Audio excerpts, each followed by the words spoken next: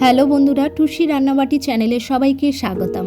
আজকের আমার রেসিপি শামি কাবাব। এই শামি কাবাব বানানোর জন্য আমি একটা পাত্রে 1 টেবিল চামচ গোটা জিরে, 1 টেবিল চামচ গোটা ধনে, 1 টেবিল চামচ গোটা গোলমরিচ, হাফ দারুচিনি, 2টো এলাচ, 1 টেবিল চামচ লবঙ্গ, 2টো শুকনো লঙ্কা নিয়েছি একটা মশলা তৈরি করে নেওয়ার জন্য।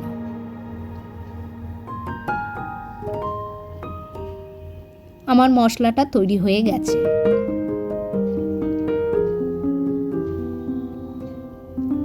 এখানে আমি 1 বাটি বোনলেস চিকেন নিয়েছি।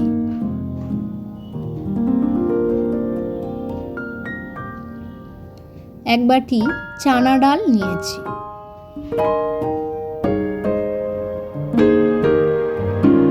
এবার একটা কড়াইয়ে ওই চিকেনগুলো দিয়ে দিলাম, ওই চানা ডালটাও দিয়ে দিলাম, কয়েকটা পেঁয়াজের টুকরো আমি দিয়ে দিলাম, কয়েকটা রসুনের কোয়া দিয়ে দিলাম, কয়েকটা আদা কুচি দিয়ে দিলাম, আগে থেকে তৈরি করা মশলাটাও দিয়ে দিলাম।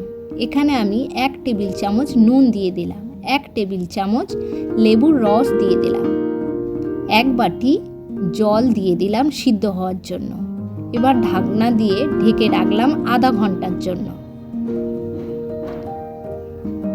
প্রায় আমার সিদ্ধ হয়ে গেছে এবং জলগুলো শুকিয়ে গেছে।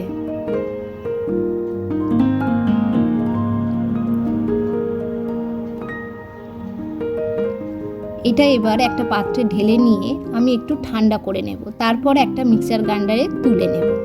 এখানে আমি একটা ডিম অ্যাড করলাম, তারপর একটা পেস্ট তৈরি করে নেব।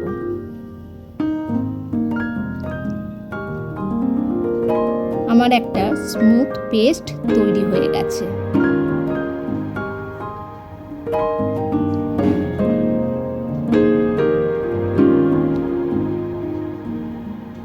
একটা বড় বাটিতে আমি ওই পেস্টটা নিয়ে নিলাম। এখানে কয়েকটা পেঁয়াজ কুচি করে কেটে নিয়েছি, কয়েকটা লঙ্কা কুচি করে কেটে নিয়েছি, কিছু ধনেপাতা আমি নিয়ে নিয়েছি।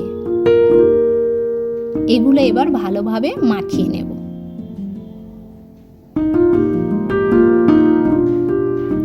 এখন আমার হাতে একটু তেল দিয়ে 2টো হাত ভালোভাবে মেখে নেব কাবাব তৈরি করার জন্য।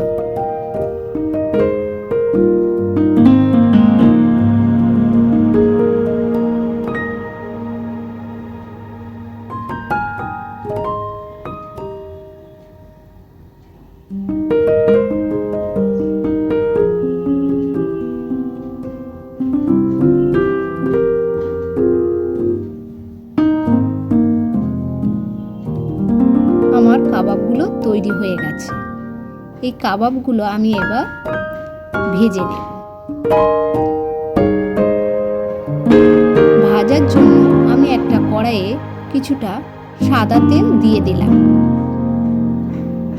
তেল গরম হয়ে গেলে আমি একটা একটা করে কাবাবগুলো দিয়ে দিচ্ছি কড়ার মধ্যে।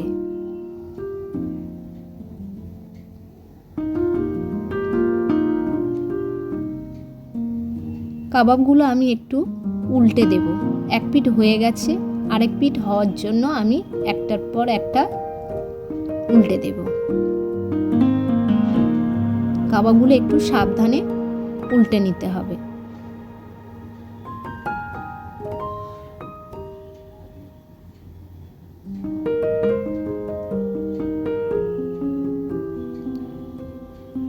কাবাবগুলো আমার ভাজা হয়ে গেছে, আমি একটা প্লেটে তুলে নিচ্ছি।